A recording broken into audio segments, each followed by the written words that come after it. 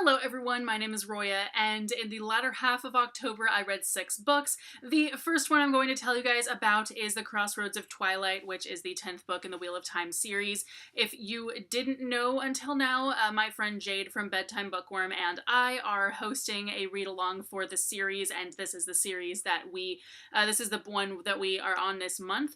So you can check out our live show, which is on Jade's channel for this book. At the time that this video goes up, we will have already done our live show. This is the 10th book. It is not as much of a slog as the 8th book was, but it did get pretty close. I was a little bit like meh at times about this book, but overall it did end up being pretty good, and it actually ended on a total cliffhanger, which I was not expecting because this is not a cliffhanger-y series at all. Next, I read The Travelling Cat Chronicles by Hiro Arikawa, and this is about a man named Satoru and his cat Nana, who he takes on a road trip to find Nana a new home after he's had him for 5 years, and he doesn't really say anything to anybody about why it is that he's looking for someone else to take his cat. The book is told from the point of view of the cat, and then also sometimes from the point of view of the person who Satoru is visiting.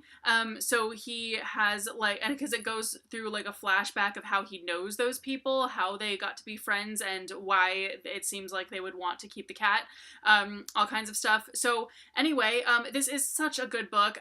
It was a major tearjerker though. Like, I cried so much at the end of the book. I was sobbing so much, my eyes were swollen, and my husband came in and he was like, "What the hell happened?" "Oh, it's your book, never mind." I was just crying so much. Like, it's such a sad book. Like, don't go into this thinking that it's going to be happy at all. But I absolutely loved it. I gave it 5 stars, and I don't do that lightly. I really loved how Japanese this book is. I mean, obviously it was translated from Japanese and everything, but basically just the whole way that society works and everything is just so very Japanese. It's just like the most authentic representation of anything Japanese that I've ever read outside of manga and anime. Like, it's pretty dang great.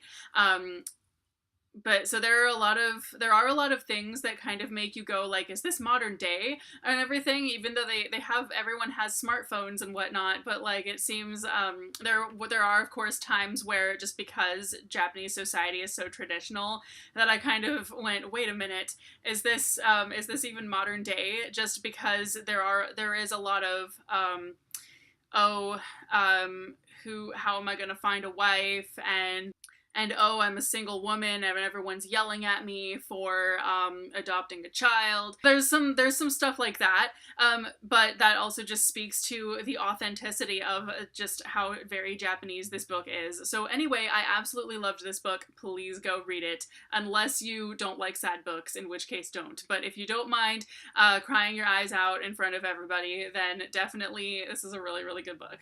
Then I also read Finding Baba Yaga by Jane Yolen, which is actually a new release. This is an arc that I got at BEA, and it just came out on October 23rd.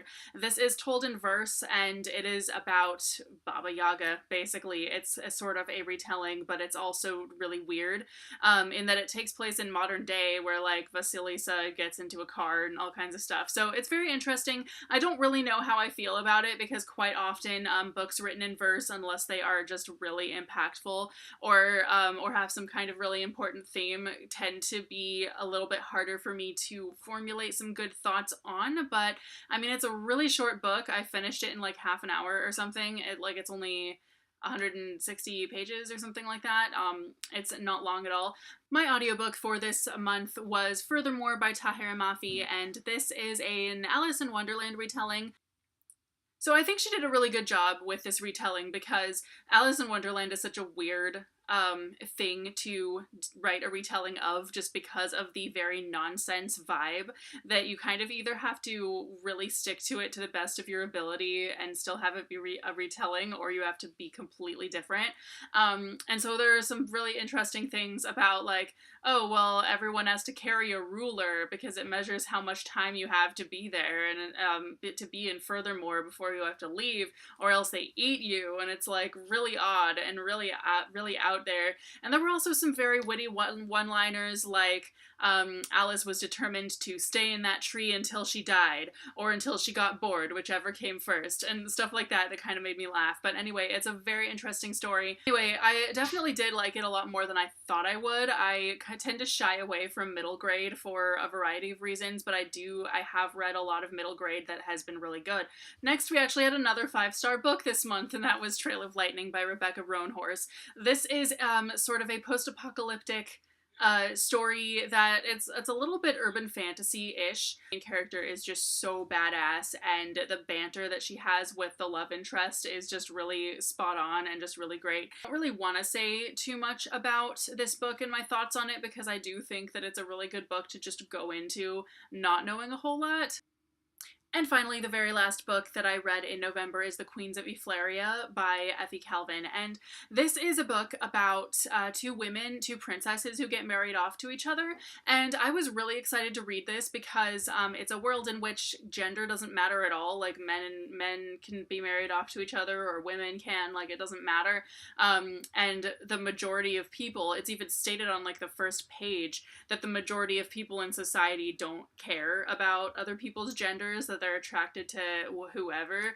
So I was very excited to read this book, and ultimately it was kind of a letdown, unfortunately, and I think a lot of what was missing was any sort of real conflict that the main characters faced. I mean, yes, there was conflict, obviously. There was like stuff that happened that they needed to like stop from happening, that kind of stuff, but like as far as conflict about their situations, the main characters seemed so indifferent to everything, especially in the first half of the book, so I really just kind of felt like that was completely missing from the story, and I was really bored for like the whole first half of this book. So I do still think that some people may still enjoy this book, but for me it was just a little bit of a bummer, unfortunately.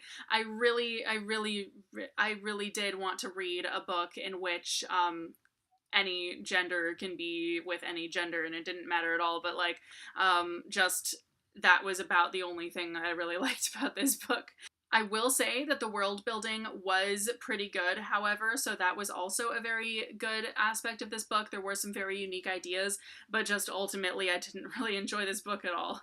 Anyway, those are the books that I read in the first and the second half of October. Let me know if you've read any of them, have thoughts on them, etc., etc., and I will see you very soon with a new video. Bye!